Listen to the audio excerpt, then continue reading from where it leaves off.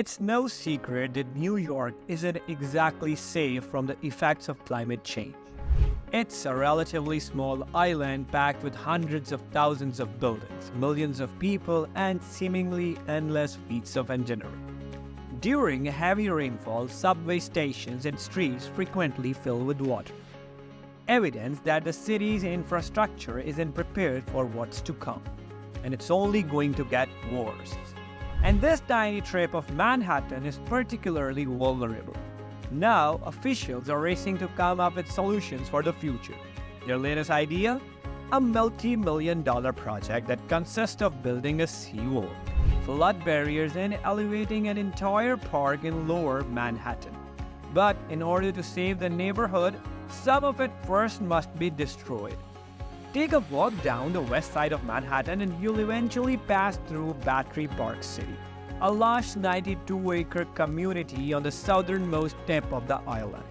Once home to docklands, the area was officially established in the 1960s through land reclamation, by using the excavation and debris from the World Trade Center construction site being built at the same time. Workers extended the shoreline into the Hudson River. Today, Battery Park is considered a successful urban renewal project with ample green space, residential buildings, and restaurants. While the neighborhood has exploded in popularity, the future isn't as hopeful. In 2012, Hurricane Sandy hit New York, causing an unprecedented amount of flooding across the entire city. Lower Manhattan remains eerily dark and partially underwater. They have never seen anything like this. Garage collapse earlier this week in Lower Manhattan, where cars continue to carefully be pulled from the rubble. And new tonight, we're hearing from the owners of the garage that they had been hit with a previous violation. Antoine Lewis is in Lower Manhattan. Homes and critical infrastructure were left destroyed and millions went without power for days. In the end, the city was left with about $19 billion in damage. Lower Manhattan saw some of the worst of the devastation and flooding, including parts of Battery Park City. But this won't be the last of it.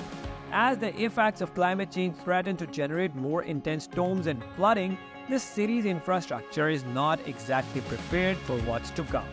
According to the National Ocean Service, sea levels are expected to rise roughly 1 foot or a quarter of a meter by 2050. During future storms, water could rise to roughly 5 to 7 meters in the Battery Park area, while it may not be noticeable day to day. If we want to combat climate change, it is vital that we build our infrastructure in ways to protect our cities. Seawalls, trees, and even floating cities are just some of the solutions engineers around the world have proposed. Here, in the Battery Park City, there's at least a $221 million plan to minimize the impact of future flooding. That will protect key areas on the tip of Manhattan, including Wagner Park, 3.5 acres of green space along the waterfront. The park will be demolished and raised from just 3 meters above sea level to 6. The crown jewel of the project is this massive new flood wall. Parts of it will be buried under the park, while other sections will be exposed or topped with the glass. Unlike a traditional seawall that would divide the area, the buried wall will allow visitors to access more green space. The exposed section will feature flip-up gates that will lie flat when not in use, and it will expand to the north towards Tribeca with an additional flood barrier system spanning along the waterfront.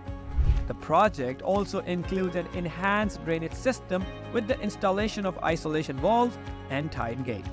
Over at Pier A Plaza, the area's lowest point, a bi-level landscape design with tiered seating will act as a barrier to incoming waters.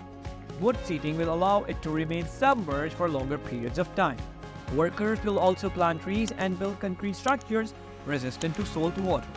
This will all help protect the neighborhood and the surrounding areas from rising sea levels, storm surges, and flooding, specifically during rare 100-year storm events, which could save city money, lives, and properties in the next storm.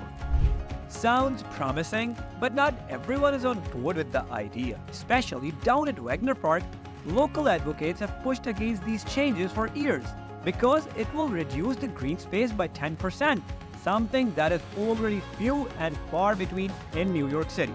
In response, Authorities have made several revisions to the initial proposal, but to many, it's still not enough, and they have proposed alternatives like a larger flood wall and flood-proofing existing structures. Still, officials say the elevation is vital for protecting against future storms that could very well threaten to flood the park.